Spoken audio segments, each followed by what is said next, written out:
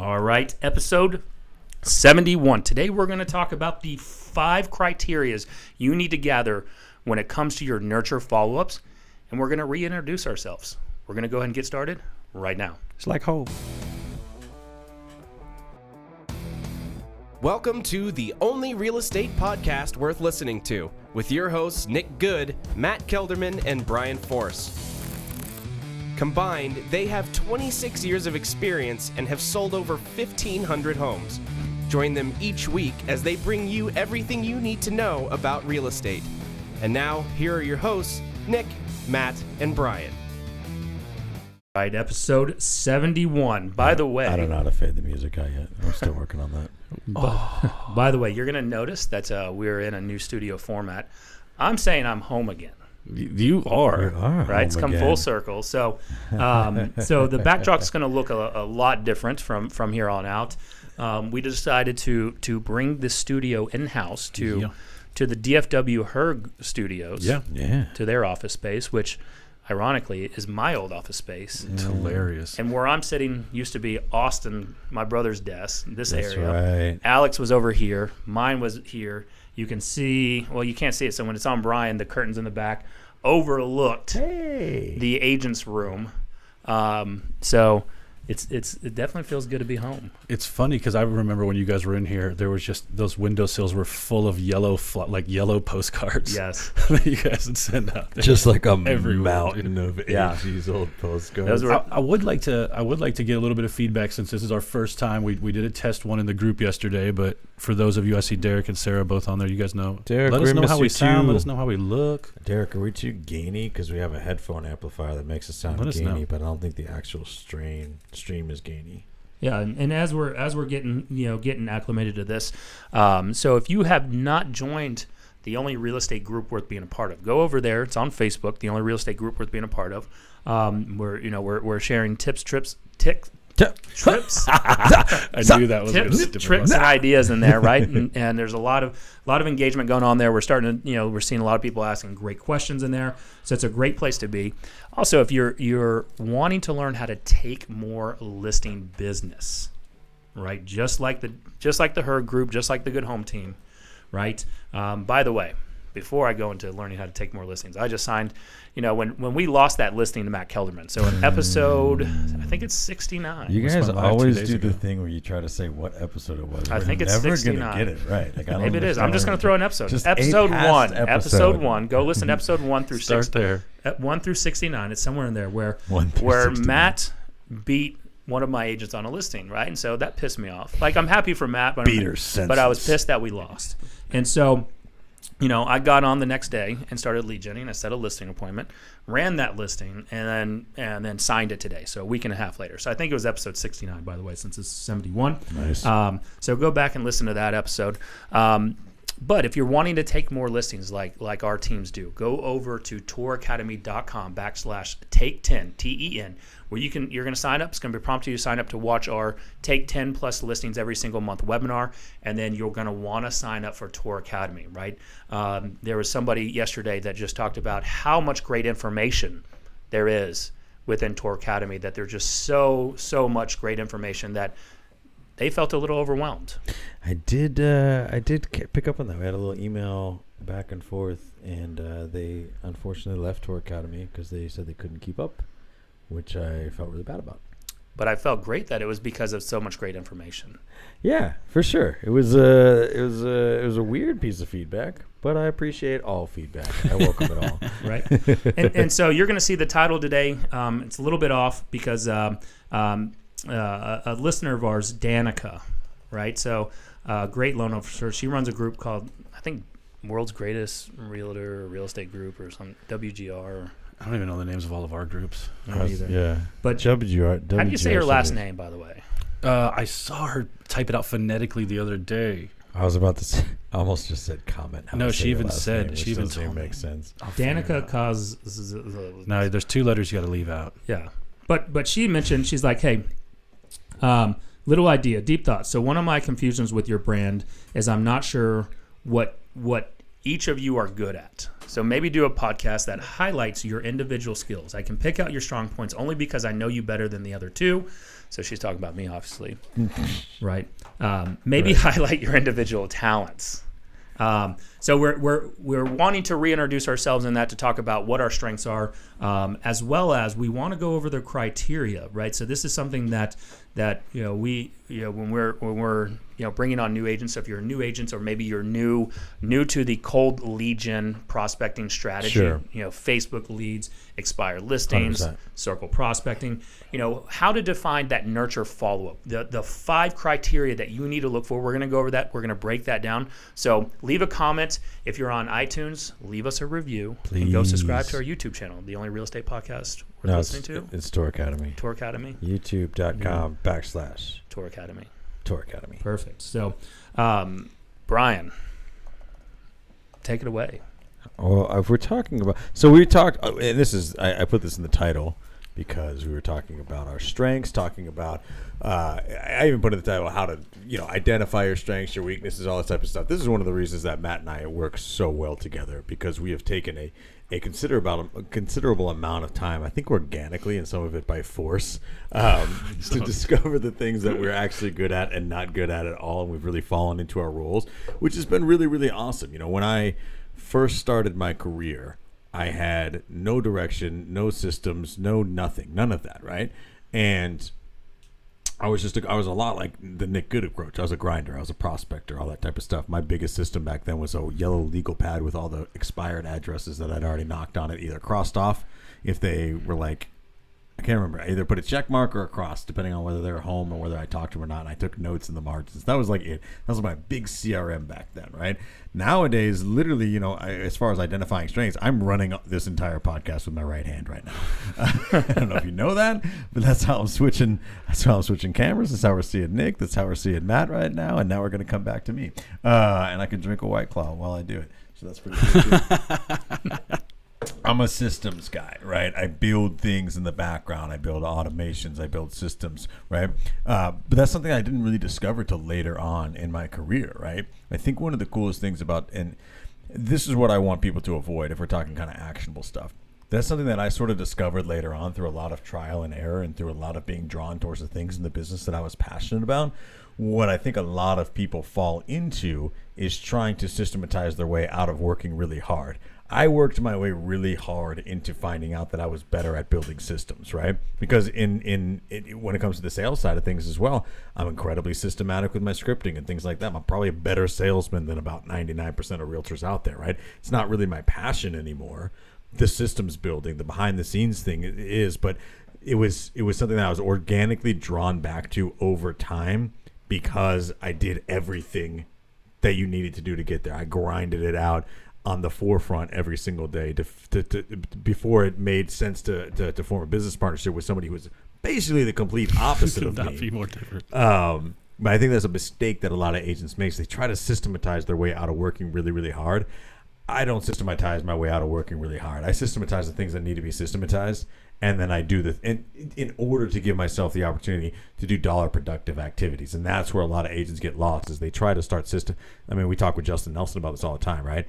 Agents that try to leverage out their lead generation to a VA. They're like, can I get a VA to circle prospect for me? I'm like, fucking why? That was 100% the mistake that I made. If you could do that, why are you here? Yep. You know what I mean? So I try to build systems so that we can go out and do more of that type of stuff. And that's really my main role now. That was one of the first mistakes I made when I started trying to find leverage, because I think like everybody who's, and I see some of the agents we have watching too right now, like a lot of people were just, I think the commonality is we all are able to grind our way into some success until we figure out exactly what it takes. Because I was the exact opposite. Like I had to work way harder because I rejected every system that made any logical sense. Yeah. And kept trying to bring on VAs to do stuff that was really, again, supposed to be my task. The biggest piece of, like from a leverage standpoint, just bringing on a TC freed up a lot of stuff. But it even took me a long time to figure that out and wrap my head around just the financial, just the part of that made any sense. So it was weird because I didn't find out what my strengths were until I had been in real estate for a long time, and then I realized so much of it was just my ability to build a relationship. Yep. Whereas you guys, you can build relationships as well, but you also, I think you figured out the importance of leverage and systems way faster than I did. Kind of. So yes and no. So like, look, I'm sure that as Brian, as we start working, we've been working almost a year and a half on Tour Academy. Yeah, it's been right about right? Yeah. As Brian can see, like I'm a systems guy but I'm a systems guy by understanding. I'm not an implementer in systems. Sure. Right, and those are two different things. Right, I can work within a system. Yep. But if you tell me to go put one in place, that is not my strength. Yeah, 100%. And I can have ideas around how it should be built, and so finding my strengths is I think that's learned. So when I first got in this business at 24, I definitely was not a cold caller. Sure. Right. Really? I did not get in this like, oh, I want to talk to strangers. Yeah. Right. and I'll tell you a little backstory. I don't think I've ever really told this story. Is that so? My brother, who's now my business partner, right, and he came from the oil and gas world. Yeah. And so he was a cold calling machine. Sure. And I almost went to that industry. I saw how much money he was making. Yep. And I was like, well, shit, I'm going to go do that instead of doing this, because he was making more money than me. Right. He's younger, right? So there's that competitive drive that Sure. I want to do better. But I'm like, I interviewed him. I'm like, man, I don't really want to get my teeth kicked in and make all those phone calls. Yeah. It's funny that you bring that up, because I have a tattoo on my left arm that came from a trip to Austin that started with an interview at an oil and gas company. Really? It ended up with me getting an intoxicated tattoo on my left arm. And now it sincerely needs a desperate cover-up because it's terrible. Such a Kelderman story, So dude. I love it. I love it. Well, and so that's where I looked at like these strengths, where she was like, identify your strengths, and like in the beginning, I couldn't answer that question. Yeah. Right. Like I just the strength in the beginning was that sheer willpower of not wanting to fail. Yeah, right? 100%. And there was a drive there because I came from not just delivering pizzas, but I had worked at Blockbusters in the past. Yeah. I was a personal trainer in the past, and all those didn't last that long, right? And so there was something that was said, I think, by one of my friend's parents, like, oh, how long is this thing gonna last, right? It's like, all right, F off. Yeah, fuck you, right? I'm going to prove this wrong, right? Because I don't want to be hitting people up like, hey, let's do business, and then a year later I'm out. Right, 100%. And so there was that determination of trying to figure this out, because I also, when I was an assistant, I was an assistant to a small local independent boutique, Jay and Mindy Robbins, husband and wife, independent real estate brokerage, and they were, I believe, the number one listing agent in Richardson at that time. Nice. I got to learn the business from them, so I could see where it could. I had the vision of where it could 100%. go, right? And so that's the main thing, right? Is like, Matt, when you got in this, did you really get to see, or Brian, did you get to see that far ahead of what the success looked like? You could see the people who have been in the industry a while, but you weren't working closely with them to actually see how the wheel was, how they were making the wheel turn. Yeah, exactly.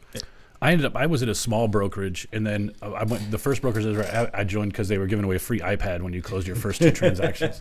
So I got that iPad. I still have it, actually. Really? Yeah, it's Luke's backup iPad. That's hilarious. And then I went on to I went to Spain. It was the first time I'd ever left the country, and I went to Spain and came back, and I was like, I'm not bartending anymore. Mm-hmm. And at the time, there was a 3-man team that they just burned through assistants, right? Because they just haul ass. But you talk about systems, right? They may have more now, but back then it was 3 dudes who understood the business, and they needed an assistant who went as hard as they did. I lasted about 9 months, but I was able to supplement my income. I learned a ton, right? Like that's back with Nick when we were like multiple offers all the time, right? Like I get to meet all these vendors. I get to understand how to use backup contracts, like all these things that now today.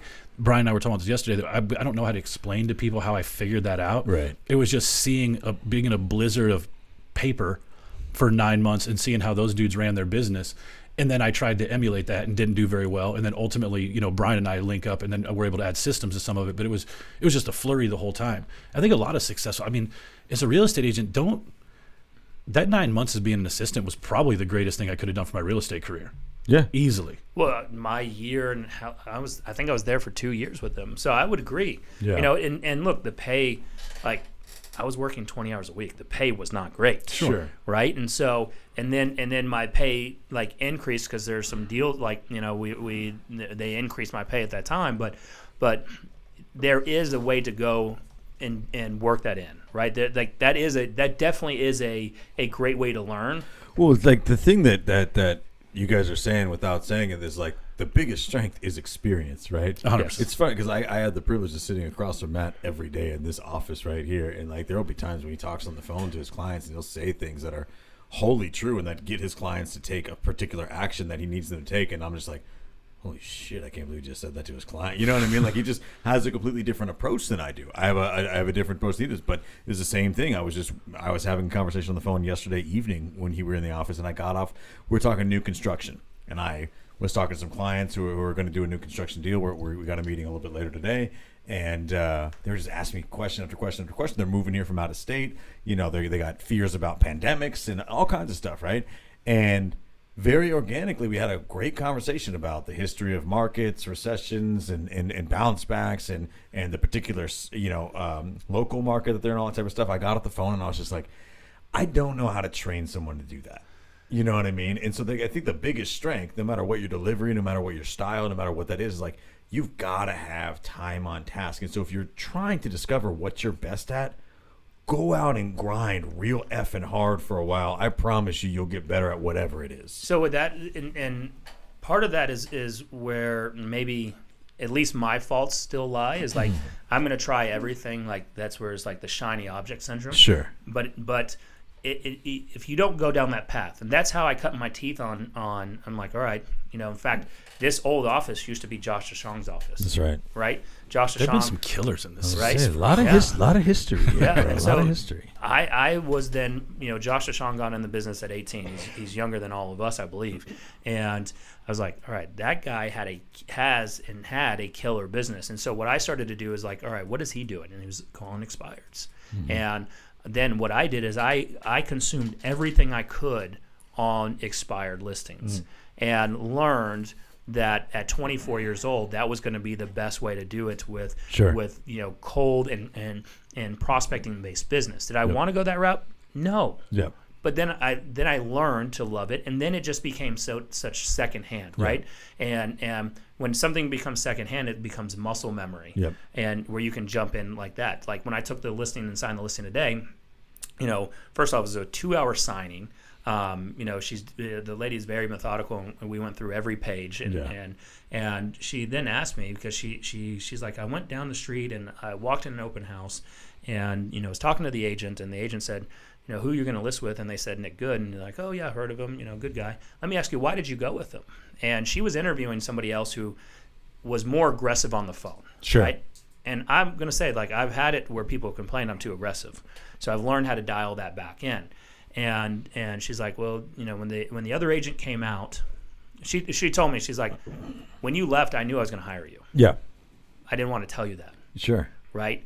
I still wanted to give the opportunity to the other agent that was coming the next day. And wanted to see, how your follow up was, and exactly. Yeah. Right. And she said there's just something about it, like the other person walked in, had no material at all other than the listing agreement. He's like, well, I already went over that on the phone with you.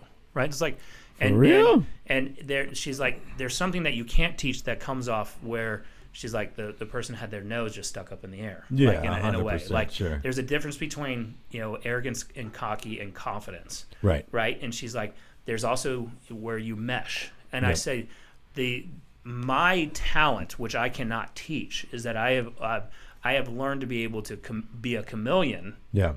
And make sure to be a great listener and understand the needs of our soon-to-be clients. See, and I think that's such a good point too, because like I don't mean to cut you off, but that's it's funny you say that, because I going back to the experience thing, I think one of the reasons that I got really good at becoming a systematized guy, and now everything in my life runs on systems, right, is I used to be so bad at managing my transactions and everything. Like I was such a grinder. All I want to do is go out and knock doors, because I knew if I knocked doors and I talked to people, I could get better at selling people. I could do more deals.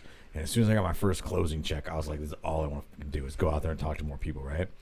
Dude, I have had so many. If I had every client for my first 5 years in the business that would never use me again, if I had all those clients back, I mean, damn, that'd be $200,000 a year built in referral business, I'm sure. But I was so bad at giving them a client experience that when I finally first, leveraged out my first, first I joined a team as a listing agent, and then I started my own team and brought on, an admin was basically a TC / everything. They came in and they were like, I had a little bit of systemization at that point. They're like, here's everything that's wrong with everything you're doing, right? And I became obsessed with becoming better, and I realized I had a real knack for it. But the only way that I got to that point and realized that was kind of a bit of a hidden talent of mine was going out and getting that same experience like you had. You sort of fall into your strengths in that way, I always knew, like from my bartending background, I always felt comfortable with the relationship side of what real estate. Sure. Like the part of it that I still will be uncomfortable with, and Brian was talking about the conversation he was having yesterday. The part of it that I told him when we left the room, I was like, the part of that you can't teach is you're just talking about statistics and numbers that from back when. Yeah. Right. Like an agent can study that stuff and throw it out a little bit, but there's a difference to living it. Like there's a difference to understanding a fastball is 95 miles an hour as versus to standing in the batter's box when it's coming at you, right? Like, and you can use whatever dumb dick sports analogy you want to or whatever, but like the whole point is, I think that's the hardest part. And it's funny, and I'm kind of intentionally baiting Nick into this a little bit, because the other thing I said as we were walking the elevator, I said, that's one of the things that I admire Nick for so much is I don't understand how he trains some of the stuff he trains, right? Because it is trainable, because you 100% have been able to train your agents up, or at least dangle a carrot that gets them to run after something, right? That Brian and I sometimes are like, how do you convey that to somebody to where they understand it and then can go use it and not sound like they're just regurgitating something? I think it goes down to, and go listen to Michael Reese's episode, right? And it's about the stories. Yeah. And so it's about how and this is what I train on, it's no secret. I've talked about it before. This is what I've trained on, and this is what we try to even convey in this show, is that I want to weave in the stories with the stats. Yeah, 100%. Right? And so, if you can do that, people, they're more engaged. Like if you're just regurgitating stats, especially in team meetings, I will tell you, I will see the glaze go in their eyes. Like you're not paying attention at all, bro. Right, and so same way. That was definitely a learn trade, and I would say, like, really to go and dive deeper in Danica's question of like our individual strengths and talents. It's really where mine is understanding people, sure, understanding the process, and how to quickly be able to communicate in an effective manner, and that's definitely learned, but it's some of that is also just through my life experience, right? 100%. The cold calling, that was studied. Yeah, right? So nobody's got a passion for that type of stuff. But here's my thought process behind it, and why I always teach, and I know people don't want to hear it. And when we were able to go on the road and do teach classes and stuff, I still remember I was teaching somewhere. I think it was out in Arlington, where I was doing a panel, and we were talking about cold calling and how our agents come in the office 8 to 12, and she's like, they do, like, I didn't sign up for this to have mandated hours and a job. And I'm like, what? Right? And I said, first off, and she's like, I didn't get in this to make cold calls. And I said, I understand that, right? We all didn't get in this to want to just go and get our teeth kicked in by strangers. But I said, if you can learn that side of the business, you can transfer those skill sets into any part of this business and do really, really well. Yeah. Right? So that was my thing, is that I wanted to make sure that I was recession proof. And when you're recession proof, like in 2008, there were some people, even in this office that we're in today, that I saw that struggled. Oh, you're seeing it right now. I was going to say, those people that are struggling right now after 3 months of some weirdness, that really had great businesses before. Well, and it's crazy, because if there's also people that are making the most money in 1 month than they made in their entire careers combined. Those were the people who kept working, right? Like, I'm not saying just like kept working, like kept going into people's houses and being irresponsible. Those are the people that just didn't either found a way. Yeah, they found a way. Maybe they didn't have some of the stuff going on other people. Like, again, I've said this on the show before, and I'll say it again. And I almost, this is kind of what I almost responded to when we got that email last night. Mm-hmm. Some people the world doesn't care. Yeah. Like, they just don't, and not in a negative way. They just, like I said, they would really the people who kept moving and focusing on their real estate business and I'm honestly saying a lot of this to myself. Yeah. Because there was easily 8 weeks in there. Brian and my coach pretty much had to look at me on a coaching call one day and be like, bro, you look like shit. You looked like I saw a video I did the other day during that time. You look like a Jack Links commercial. It was absurd. And what had happened over an 8-week period was I had slowly just slowed down. And I think that's a lot of us probably lie to ourselves about it a little bit, and it's kind of easier to do right now. I heard today, like, we haven't had sports in 109 days. That means we've kind of officially been in this thing hardcore for about 4 months. Yeah. Right? I think sports is the metric. For me, it is, because here's the thing. It's true. That was the second they decided no large groups of people were getting together anymore. We're done with that, right? We just canceled the Texas State Fair. The and all that second stuff. they decide to take away, like, the fun things that we like that also make them a lot of money, it's like real. And be serious about this for a little bit. Yeah. And I think I just slowly kind of let my foot off the gas, and it showed up exactly like everybody said it would. Yeah. It showed up in June and July money, because April and May pendings were off, right? Or May and June pendings were off. Now, I was really fortunate. I very honestly am in a position in my business to have people who are very honest with me, but I could still see why agents are sitting in that right now. I could see why you're even sinking into it easier. If you've taken the past 4 months and allowed what's happening to slow your business down, I can see how you think real estate's terrible right now. Sure. Right? Yep. It's not. No, it's not at all. I mean, we've taken more listings than we ever have in the first 7 months. Yeah. Ever, right? That's pretty in terms crazy, of, man. Yeah. So if you're wanting to learn how to take more listings, go over to touracademy.com/take10 TEN. Sign up for the Take 10 listings every single month webinar. Sign up for Tour Academy. Just go do it. $97 a month. I don't know how to do the text yet. Derek and I are working on it. We're figuring it out. That's a next week thing. Yeah, 100%. It's going to get better. I do want to shout out one guy, though. You talk about businesses exploding. Our all mutual friend in Northwest Arkansas, Mike Dooley, and his team are murdering that it. guy's at 58. Slight little shout out. He said that they're 9 transactions away from 200 transactions this year. Yeah, dude. Yes. Already. So quick shout out to a badass agent in Northwest We need to Arkansas, get Mike him on, Dooley. because I'd love to hear. We do. Because I look, as much as I hate to ask the question, I've been hesitating to throw it in the only real estate group worth being a part of. I still want to just ask what people's top lead sources are. I almost want to ask it every single month. Well, here's the thing, and this is it's kind of how when I first got in the business, you and Austin were like somebody that I was like, oh my gosh, the good home team. Like, and now, I mean, I still think that way about your business in many respects, but it was like how I kept thinking like, wow, this is like the pinnacle. You know what I mean? And I know exactly. And it's kind of the same way whenever you go to any seminar or anything like that. All people want to talk about is like, where do you get your leads, bro? As if there's some, you know what I mean? And it's funny. Like, if you think that goes away when you build a big business, it like super doesn't. No. I'm super interested in where everybody gets their leads. Here's what I'll tell you. Like, what I have learned, a little secret within these really top. Like, I've had the privilege of being able to dive into some of these businesses that are doing 1,000 transactions, and I'm going to tell you, like, their monthly nut is scary, right? Scary big or scary small? Scary big. Scary big. And so, I immediately, what I do is I start calculating just on one lead source. Like, again, to be transparent on some of this or frank, like, a lot of it's Zillow. And I look at them like, just to run these numbers. You run out of ways to procure leads for your team when you start doing that much though. Like, finding new lead sources is so hard, I bet. Like, if I were to spend $20,000 a month in Zillow, I need 5 closings a month just to break even. Just to break even, you got to have the killers to do it. The business, like, here's the thing. And you got $100,000 to dump into it first, because you're not going to start closing those day one. So not think at about this. all. So There's 60 a run-up time. transactions a year just from that lead source to break even. To break even, right?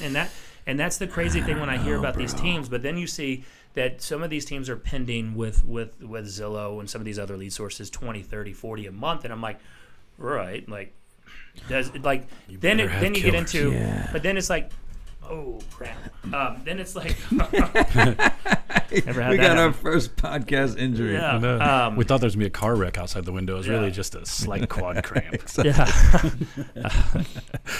Where was I? Oh, so then that really threw me off. Sorry. Cramps are the worst. But that's when I look into it. I'm like, all right, what's wrong with us as business owners? Like, am I afraid to pull the trigger on it? So again, it doesn't matter what size the business, because you're going to have that same whether you're a brand new agent or whether you're doing 200 closings a year. Well, yeah. And it's like, all right, do I pull the trigger and say, all right, I'm going to commit. I need to use this lead source. 5 deals a month to break even. So 6, 7, and 8 a month. I'm in the green zone, but then I'm looking at the potential referrals. Is there maybe some seller deals out of it? Yeah, like the long term. Yes, right. And so when you factor in how these large teams run it, you just got to analyze it and break it down. And that then gets into how to train your agents, and if you're a new agent or getting into this understanding lead structure, like how to define what that nurture follow-up is, right? The 5 criteria that you really need to know 100%. and doing that. So, to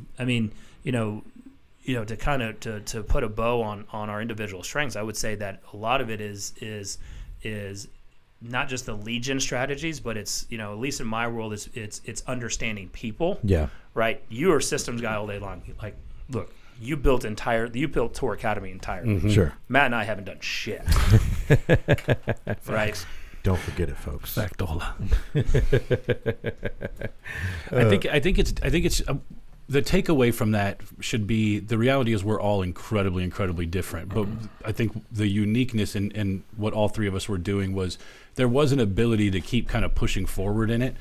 And I mean, dude, I worked harder back then than I do now, which is that's a problem because I'm not in a place in my life where I should be laying off of any fucking gas at all, right? Like, but I also think it's important to understand that if you're coming into this entrepreneurial endeavor, the common thing seems to be people who are willing to continue to grow and continue to work towards that growth, right? Like, I may have complained, but I still got up and did what the hell I needed to do to figure it out. But, right? And here's the thing: when you have those slower months, what do you still end up doing?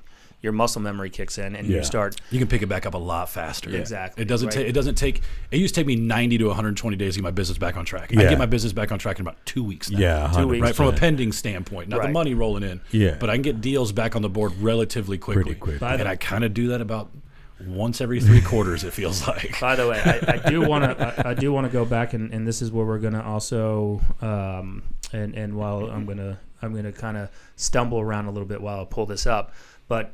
One, I want to give a shout out to you, Matt, because we talked about this on our Tour Academy mastermind calls. So go, again, this is a pitch. So here's an ad. Go to touracademy.com, sign up for the Tour Academy membership because you're going to want to be in the mastermind calls because I'm going to tell you right now, I got a listing that Arthur Simon signed. Okay. Because of the text message campaign. Nice. It finally worked. Episode 68. So this was on June 3 17th. weeks. So in 3 weeks, I sent that text messaging campaign out. So go to episode 68. And the title is This One Message That Got Nick Over 40 Responses from His Database in Under 2 Minutes. And to be way more than that. It's way more than that. Yeah. It was way that more was than only like at the current moment. That was only right, and one, we wanted to make it real because if I said how many we actually got, you wouldn't believe it. Right. But and so less than a month, we got 1 listing signed already, just from that text messaging revival campaign, right? And so that's why you want to go to Tour Academy because that I learned that and asked that question on the Tour Academy mastermind call. Yep. Will you put the text message campaign in the resource library? No, we could do like a skeleton of it. Which one? Well, did you guys end up writing out a whole campaign, or just the initial one's the one that I think gets like? Yeah. I'll go back and show you. I can rerun that one all day. Like we could just put it in a Word document and put it in the. I can definitely do it, but I think I'm going to tell you library. up front. It's that one that Matt shared. You can send that one text every quarter, man. Oh, you can send it every quarter to everybody. It's you just all you need is that one. Yep. I built out a campaign just for 0 responses. Sure. So I'll go back. What I'll do, Arthur, if you're listening, go back and pull. I bet you it was just off that one text message. So go to episode 68. Listen to that one. Okay, there you go. Right, episode 68. Listen to that one. You're going to want to implement that in your business. Go to touracademy.com. Sign up for our the monthly membership, and then you also want to join the Only Real Estate Group worth being a part of because we also posted some samples of that some questions in there. Right. So let's kind of dive into the nurture game because look. You're only going to win this, like you're going to have staying power in this business because of your follow-up. 100%. Lead generation is super sexy. everybody likes buying the car or whatever, right? Like and I think that's the common mistake we make. And all of my business comes in follow-up, though. I actually saw the other day, past client of mine that I'd sold a house for like 5 years ago listed with a family member of theirs, right? Frustrating. Now, Brian talks about those early transactions. That was a transaction early on that I felt like I navigated good. I probably would have navigated it differently. I would have been able to warn them of a lot more of the stupidity that they were doing, right? But I also have to realize that my follow-up game with those people, because I was so nervous about how we left the transaction, the way it just all of it felt, right? That I kind of used Facebook as my follow-up routine. Funny you say that. And while I tout my Facebook shit all the time, right? I will also tell you it's not a perfect follow-up system. No. Because I'd go and like and love their posts and hope that was enough to keep me in their good graces. And then the other day I saw them, they're like, hey, we're moving to here, and congratulations. I was like, son of a This is where you can use, like, in the beginning, if you're not a systems guy, this is where you go and learn from people like Brian Force. Like, he's got his systems built out, but this is you can implement it within your database and your CRM, some touch campaigns, right? So one, Facebook, Matt, is one touch, one series, right? So there is that option once you close them and bring them back. I'm going to tell you, like, you talked about some of those early transactions. I was a one-night stand. Yeah. Right? Once I closed you, I never talked to you. I didn't even show up to I think I was closings. a lot like Matt. I just didn't really think about it in those terms until now. Like, I was pretty embarrassed with my performance, I think, that I didn't really want to follow up with people. I was only embarrassed because, like, it's kind of like here's the thing. I used to brag about not showing up to closings. And I'm like, that doesn't make any sense because there's no closure there. So when I call them, if I'm going to follow up and be like, oh, we're still waiting on you to come to closing. It makes follow-up almost impossible. Right? Sure. And you can't use that, hey, by the way, like, there's some of those how to revive your old closings, your old clients, like, I'm so sorry I dropped the ball. Like, bullshit. Like, I didn't drop the ball. I just didn't go to closing. Like, like I thought I was too much of a big deal to show up to closing. Just thought you were too cool. Yeah, and that was ridiculous. I don't know why we're behaving like we're like in a pro studio now. I'm going to throw for 3. He made it too. Oh! I would also say we are in a pro studio. Like, It looks pretty good, man. this is legit. I'm proud of you, Brian. Like, this like 2 is weeks. all because of you. Brian set all this up. Well, you Brian guys set it in can't motion. see. You guys can Brian see. set it in Yeah, motion you- with an you- accidental email that included too many people on. Yeah, yeah. So we had to go. Before we go into the five nurture criteria, is like, when we were deciding to bring this in house, and this can be a little bit like with your business too, right? Sure. So Absolutely. as you outsource your Facebook marketing or any type of your marketing, like, you can start to learn it and then bring it in house to 100%. save that money, right? So we there's nothing wrong with the old studio we were using. We were just Oh, bringing we it in-house. loved it. Yeah. Shout out. And here's the thing. If you guys are starting your own podcast, which we would encourage you to, you're not going to compete with ours, but Real News PR was the studio we did that for a long time. Those guys are awesome, man. Yeah. So thank you for everything for the last, year and a half. That you guys And have done Derek for is us. still a part of the show, Yeah. right? So Derek's not going anywhere. We're going to collaborate with him on some great stuff. So he's definitely not going anywhere. But with that, we were deciding, all right, let's bring this in house. Yeah. And I've got some ideas. I think we need to have a tour banner over here. For sure. Because we don't need gotta to see pimp these this half. space out. Yeah. For sure. Right. So I think we need a touracademy.com banner /take 10. Yeah, we gotta order. Like, we gotta do that, and like, we gotta get some gadgets and stuff. What should we? So, like, anybody who's watching has an opinion on this. Like, what should we order from because I've always Nick's got his good home team shirts. I was watching some old episodes when he was with a different brokerage. Okay. And it's like, you've never known what brokerage Nick was with by his t-shirts, right? Yeah. Like, that's fine. We need but we need some sweet Tour Academy swag. We do. What should we get? Brian needs a hat. Nick needs a polo. It's got to be an Under Armour polo. Yeah. I don't know what I need. So if you can make that. So, all right. So jump into the 5, how to define a nurture, right? Okay. So and by the way, I took this listing. That was a follow-up. I didn't sign that listing today 100%. because when I was in on the first go around. So how do you define a nurture, first of all? So a nurture, to me, they've got to meet this 5-step criteria, right? Oh, this is how to the nurture. define it, right? Okay, gotcha. Because in order to meet this, like, you don't want to just throw people in there and follow up with somebody who is Right. that has a less than 1% chance of ever doing anything, of course, right? Of course. Because you're spending your time on someone that's not interested, Right. right? So this was something that we learned from a buddy of ours, Tim Heil. Sure. Yeah. Out in Austin, Texas, runs Good dude. runs the Hio group, right? And so we did this when we built out our call center when they were calling the circle prospect. And so we had to define what a nurture was. So when they put it in the system, we could make sure they were meeting this. Yeah, so, 100%. So number one is motivation. Okay. Right. So it's motivation of what's got you thinking about making a move. Yeah. Right. We want to understand that. We want to take detailed notes. A lot of this is, this can be geared towards sellers or buyers. Most of this was geared towards sellers, just for full transparency when we did this. 100%. So what's got you thinking about making a move?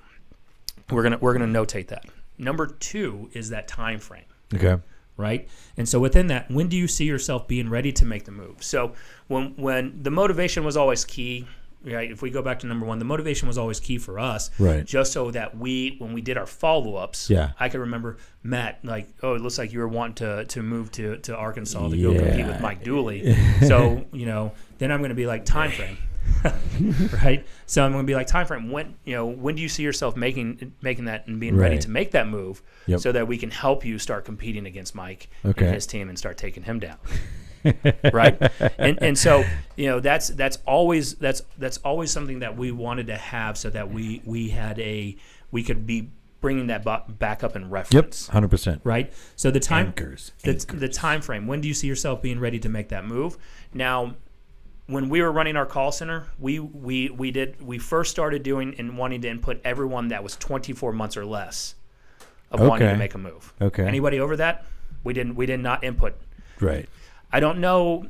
For most people, I would probably just say if you're building your database, put everybody in. Put everybody in. Yeah, exactly. Right? I mean, if you're building, I think everybody would. Here's the thing. Back then, there wasn't as much depends on your automation. systems. Yeah, it depends on what automation you have. There's and what so many CRM you're easier using. ways nowadays to kind of like automate a lot of that stuff out. So I'd put everybody in there now. Yeah. So you and if not, you need to, but you still want to know the time frame, right? 12. Like, and then you can kind of prompt them. Do you think do you see yourself making a move in 12 months or less? No, not really. What about in the next 2 to 3 years? Mm-hmm. Oh, yeah, possibly, because our kids are graduating or X, Y, and Z is happening. We're looking at downsize. Great. Boom. I'm going to notate that in the system. Yeah. Right? And then I'm going to coordinate based on time frame the type of follow-up I'm going to do. Yep. Right? One, if it's a seller campaign, I want to make sure that every month we're putting some type of home evaluation out to them. 2, we're going to send, text and email campaigns. Back in 16, when we were running this call center, we weren't doing text campaigns. Sure. It was all email. Yeah, 100%. All email, and then just sheer power of follow-up of calls. Yeah. Right? Number 3, and this was the big one, right? Willingness to work with an agent. So I'm assuming you'll be looking to work with a realtor to get your home sold. That's it. That's it? So you want them to actually like say they're going to work with a realtor before you design or because I want them as a nurture? Because what I want them to do now I changed the questions a little bit at times, and I'd be like, when it comes time to getting your home sold, I'm sure you're going to want to interview an aggressive agent to get you the best price possible for your home, right? I just want to make sure. Do you have any long lost third cousins out there that's about to get their real estate license that's going to pop up that you would feel obligated to work with? Yeah. Right. And so I did that just to kind of joke around with it, just to see if maybe they've got some family in there. Right. But a lot of times they're like, no, absolutely. We're going to be interviewing, or they'll tell us either the wife or the husband or someone that's real close by.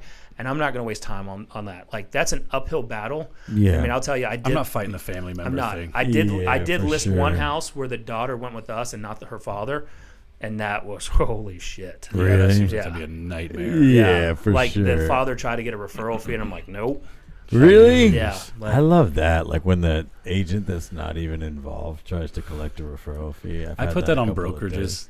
Like people have been trained to do that dumb crap. Yeah. I'm like, 100%, dude. Right. So 3 is willingness to hire an agent. Number 3 is willingness to work with an agent. Right. One of the questions that we did ask, if my team can get you what you're looking for, would you be open to working with us? Okay. Right. And this is anybody less than 24 months out. Yep. I like that. You get that commitment kind of. Yeah. Like because here's the thing. You're not just, it's a yes and no, but a lot of times with that, there's going to be more to it. Right. And so I'm a detailed notes person, because I'm going to tell you right now, if I have a phone conversation with you right now, Brian, I'm not going to remember it tomorrow. Notes. I have to go into the Nobody's notes. going to. I can tell you, like, even this lady I signed today, I had to go back and be like, all right, what price range did I give her? Oh, right? for I'm like, sure. and she's like, oh, we're going to go with the one that you suggested. I'm like, well, Yeah. what? Just so if you're Like, listening, just so I know that what you know. price were Yeah. you thinking that I wanted to go at, right? Oh, you won the prize. Yep, that's exactly 100%. right. And number 4 is contact info. So I'm going to send you my team's contact info. What is the best email? What is the best email to send that to? Okay. Right. So that was to get their email, and then we were also doing a lot of home evaluations. So I'm going to send you a home evaluation, and unfortunately we can't send that through text message right now. By the way, is this the number I can text you on? Oh, Right. great, it is. Great. So what is that email? So before once we get it up and running, we can text it to you if you prefer. But what is the best email so we can get this home evaluation report to you? Sure. Nice. Right. So we would slip in there. Is this a number we can text you on? Right. Right. I actually like that question. Yeah. One, I think people are more liable to tell you yes to that because they would prefer that you text them. Oh, right? for and what sure. they don't understand is they're really confirming a really valuable. Because I always feel like there's 4 pieces of information I need, or 3 pieces of information I need, but I can touch you 4 ways, and your phone number I can get you twice. Yeah. 100%. 100%. And the reason why we asked if it was a mobile number, so when we were doing a lot of circle prospecting, we don't do it as much today. We may be bringing that back because of how low inventory levels are. Sure. But when we were pulling that, it seemed like a lot of the numbers in the data we were pulling were landlines. Yeah. Right. It's crazy how many people still have landlines. It is Need super it for home weird. security systems. Yeah. That's bullshit. I have a home security and I don't have a Don't, landline. but that's what they. That's what Yeah. they. Or they just throw it in there like, hey, you already have your cable and your internet. Yeah, I don't We'll think give you they a charge phone, for them. Yeah. and we'll pay you $5. Here's something that I've always done that I've taught a little bit to my agents is a little Tour Academy tip. Yeah. We need to have like a little Oh, dude, pop-up video. bing. Yeah. That'd be cool. right. Is that I will read back their email, but I'll purposely misspell it to see if they say yes. Because Really? if they say yes to that, I'll be like, all right, I know they Like, gave me a that's fake one. Yeah, that's a BS. Right? Like, let's say that email, there's for numbers sure. in there. I'm going to scramble the numbers. Yeah. You get the 2 and the 4 Yeah, mixed because up. a lot of times, what will people do? Like, I'm going to tell you right now, I'll give you a fake email all day long. Oh well, we've talked about it on the show. We're I've- all in each other's databases. I've already like- given you a fake email. So Yeah.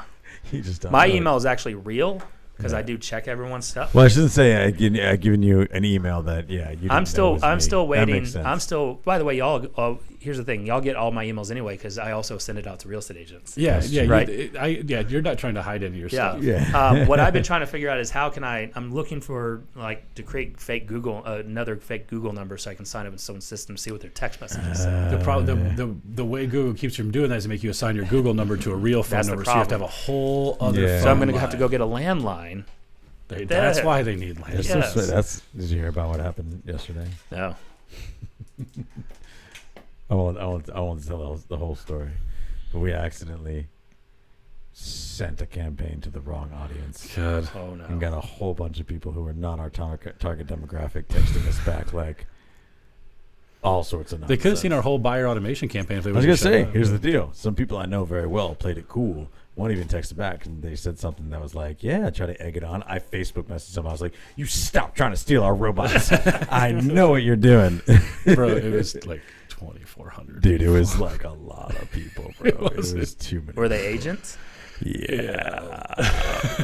I'm disappointed I Here's the wasn't on thing. there. If you ever want to get a massive amount of responses from people, just text real estate agents. Oh, they please, respond Lord. You wanna almost unanimously. Here's the thing, response, but I'll tell you that if to send stuff to email, even emailing real estate agents, you want to see the rudest messages back. Oh, It's from other real estate agents. They're Oh, always they're just- the meanest real Like- estate agents are the meanest people in the world. To I've each already other, been convinced of that. And look, yeah, here's another Tour Academy tip. If somebody sends you their automation, you're getting other real estate agent stuff. Now, if it's just their like photography crap, probably just something whatever, I don't dumb, right? care. But if you get a chance to see somebody's automation, let that ride. Go down that rabbit hole. Don't say a word. Just let it run all the way out. Yeah. And don't say anything. And also just kind of understand that like sometimes when we get texts back about some of our automation, especially by an agent, and they're all pissed off, I kind of just like think you don't really have a business I want, because like at the very least you should understand what we're trying to do. Yeah. Right. Like being mad about it's kind of silly. Yeah. I've almost gone as far as wanting to have my friends list their house and then cancel it, so I can Just to see the type of calls and emails, text messages, and letters they get. So a little tidbit about that too, right? Like since we don't really have any time constraints, we can do this as long as we want within reason. Go all damn day. We Just feel Joe like Rogan we this bitch. own this studio. This is Joe Rogan. Don't like when you have an opportunity to check on some of your automation, or you have an opportunity to use your automation as like as a selling point. Understand that that's like, if you don't think that I go into people's houses who have responded to some of our automation and talk about how we're going to use that same automation to procure buyers for their home, and look them dead in the eye and be like, the only reason I'm sitting here is because of automation, and then you lay it out for them that you were never even talking to me. Yeah. Right? Like at any point until you were talking to me. It's just like this Sixth Sense moment. Yeah, and it's like at that point it's kind of okay because I'm trying to help you understand, right? Those types of things, I think for some agents, they don't realize the power of some of that stuff too, right? I get bogged down in that. No, for sure. So to recap 1 through 4 before I do get number to 2 5. because I skipped number 2 like an idiot. I got 1, 3, and 4 on the That's screen. all right. Like a moron. Am I still in? All right. Yeah. So number Don't 1 was break the new equipment. motivation, Mm-hmm. right? What's got you thinking about making a move, right? Okay, motivation. Number 2 is time frame. That's what I had. A time frame. When do you see yourself being ready to make the move? Number 3 is willingness to work with an agent. I'm assuming you'll be looking to work with a realtor to get your home sold, or if my team can get you what you're looking for, would you be open to working with us, Sure. right? Or I'm assuming that you are going to be interviewing top aggressive agents to get you the best price possible for your home. For sure. Right. Number 4 is contact info. I'm going to send you my team's contact info. What is the best email to send that to? I'm assuming this is a great number to text you on, so I can text you as well. Yeah. Is this a number I can text you on? And number 5 is best time to follow up. When is the best time for one of my specialists to get in touch with you? Okay. Right. And so even if they were 24 months out, right, we wanted to set a follow-up date that was expected that they set, Yes. right? Because again, especially when this was circle prospecting, by the way. So you can still do this with anybody. This can be expireds, right? Because you're not, in the expired game. I was talking to an agent yesterday.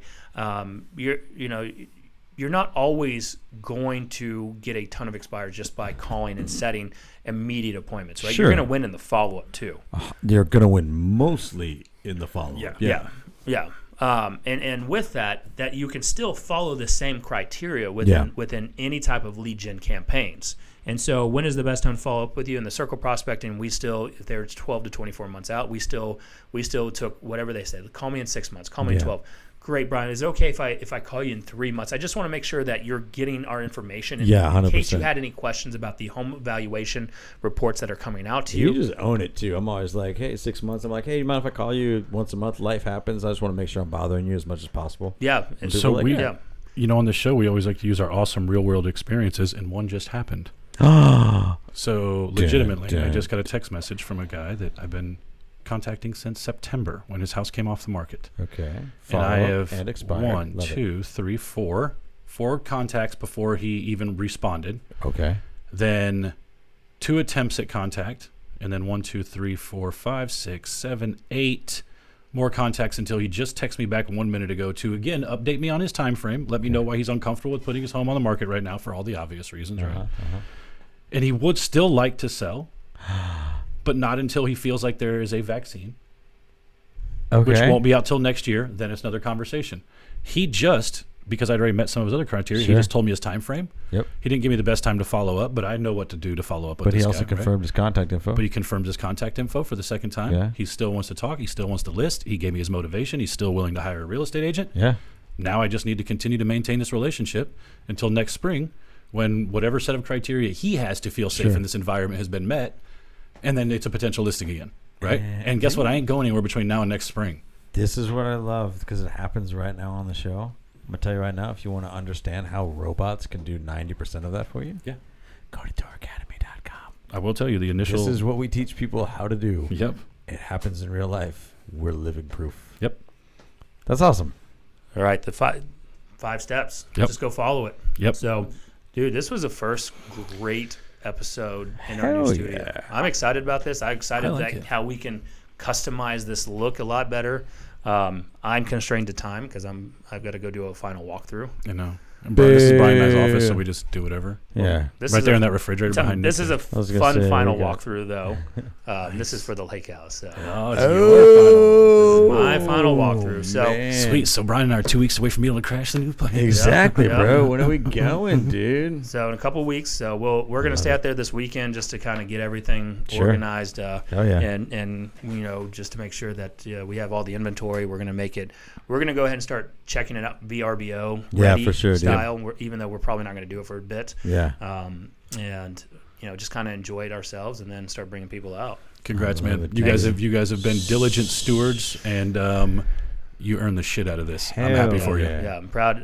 My brother, my sister-in-law, my wife, myself. It's It's cool family stuff, man. it is. It's It cool is. family stuff. That's pretty badass. Man. Yeah. That is super Well, even cool. though we're not in the studio anymore, we'll forever end with D.